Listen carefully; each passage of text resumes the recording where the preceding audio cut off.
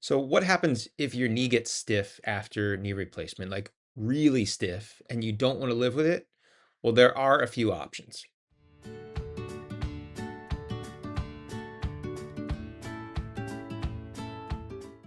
Hello and welcome back. I'm Adam Rosen. Thanks again for watching the channel. Just a short little announcement. If you're new to the channel, I have over 100 videos about knee replacement. So before you put in the comments, what about returning to golf or skiing or can I be allergic to the metal?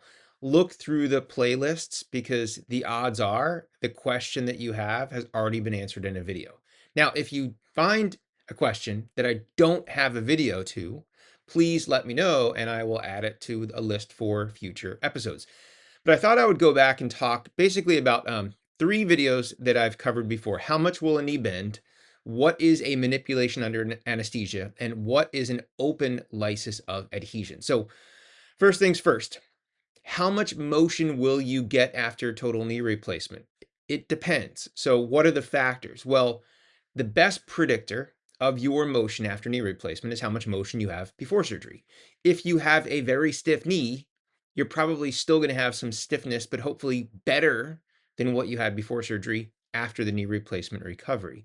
If you had incredible motion, like your heel could go to your butt, I'm sorry to let you know, most of those people lose motion because when we look at studies of knee replacement patients across the globe with all different implants, average range of motion hovers between 115 and 120 degrees.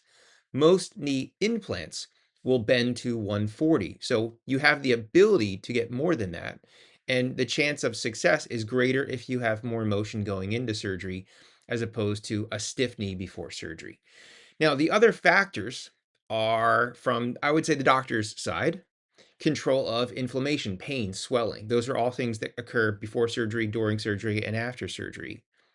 The other part of getting range of motion is your job, how much effort you put into physical therapy and your therapist, and making sure that they don't overdo it and cause an inflammatory response, which could push you in the opposite direction, but also making sure that you're not doing not enough, which is leading to a stiff knee. And it's really difficult because every patient's different. You have to figure out where that healthy zone is in the middle between doing too much and not doing enough. Now, the other thing that you and I and your therapist do not have control over is biology. And this is where we run into very stiff total knees. Some patients lay down a ton of scar tissue. We don't know why that is. Some people just are scar formers, and everything that we do can't prevent that from happening in certain cases. So, if you're getting range of motion that is improving, and I always use for my patients that have normal motion before surgery, a good guideline is when you leave the hospital, you should be able to sit in a chair, 90 degrees of bend. At 2 weeks, you should be at 100. At 4 weeks, you should be at 110. And at 6 weeks, you should be at 120. And again, that's a guide. Some people move quicker, some people move slower, but it's showing you that you should probably try to get 10 degrees more bend every 2 weeks. Now, for patients that fail to progress, like these are patients that week 1, week 2, week 3, week 4, they're not making any progress. Or they made some progress and then they hit a wall, and therapy and all the exercises and medications and ice machines is not making a dent in making your motion better. You can have a procedure called an MUA. This is a manipulation under anesthesia. It is preferable to do this within the first 12 weeks of surgery. If you wait longer than that, the fear is that scar tissue is more mature and the force required to manipulate your knee could result in damage, either a torn tendon, ligament, or even breaking the bone. So this is typically done within the first 12 weeks. Now, what this is you have failed to progress and you and your surgeon have decided that you are a candidate for a manipulation under anesthesia. You come back into the hospital. Typically, you'll get a nerve block and be put under anesthesia. And then we basically bend your knee. So we basically take you when you're asleep and just bend and bend and bend and bend. And we hear and feel as the scar tissue basically gets broken up. Some doctors choose to do this with an additional surgical procedure called an arthroscopy, where they'll go in with a camera like you would for a meniscus tear, and they'll try to trim out some of the scar tissue. But the goal is to try to break up the scar tissue to improve your range of motion. Now, what most patients find is one, it is painful and your knee will swell after surgery, but most patients keep half of what they get. So, for example, let's say for simplicity of math, you're stuck at 100 degrees. And at the time of manipulation, we get you to 130. The odds are you're going to wind up with 115. And it's just because the knee tends to stiffen up again.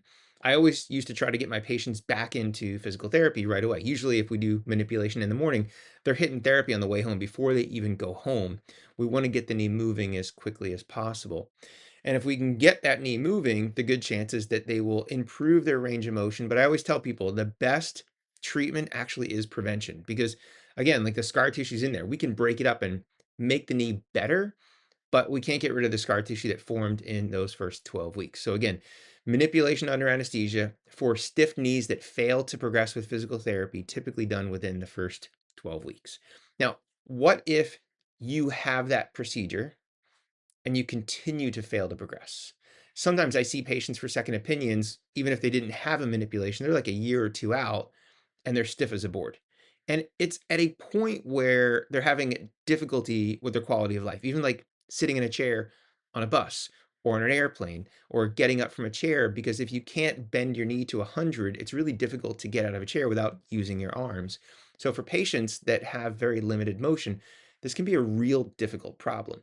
So if they did not have or had a manipulation under anesthesia and you're about a year out, we feel that at a year, that the scar tissue is mature, and the fear is that if we rush in too early, we might cause an increase in the inflammatory response, which could lead to more scar tissue. So what an open lysis of adhesions is we take you back to the operating room. You typically have a nerve block and you get put to sleep and we open up your knee. So basically new incision through the old incision, and then new what we call arthrotomy. So this is the cut in the bag surrounding your knee to open up the knee joint. And we're looking at the knee replacement implant, and we're literally cutting out the scar tissue that is formed above and underneath and behind and on the sides of your knee joint that is limiting your motion. Now, occasionally, the plastic insert, which is typically modular, will be removed to allow us access to the back of the knee. And let's say you got really stiff, those plastic inserts come in usually 1 millimeter increments for most companies. So let's say you have a 10 millimeter insert in there and we clear out all the scar tissue. We might choose to put a 9 millimeter insert in there to give you 1 millimeter more play to get that knee to fully straighten and fully bend.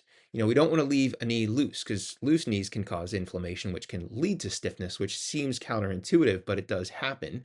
But we want to balance the knee. And if the knee has contracted, sometimes we have the option of downsizing that plastic insert. But again, the astute patient will ask me, well, what is the chance of another surgery causing more scar tissue? And the answer is yes, it can happen. But the hopes are that this surgery is a soft tissue procedure as opposed to the first surgery, which is a bony procedure, which tends to cause more pain, more inflammation, more swelling. And the hopes are that if we go in there and do the soft tissue procedure, it's not as invasive from an inflammatory standpoint, hopefully. And now you know what's required with physical therapy. You've learned from your past experience, and you can get that knee moving earlier and hopefully with better control of inflammation, whether or not that's anti-inflammatory, steroids, ice machines, or all of the above, that you get better range of motion and get the function that you want out of your knee back that you might not have had for the past year or so. So that's basically knee range of motion, manipulation under anesthesia, open lysis of adhesions in a nutshell. If you want more details about either of those particular things, there are 3 other videos in the playlist from 2023, and you can go back and watch those. But thanks again for watching. As always, I'm Adam Rosen. Until next time, stay safe.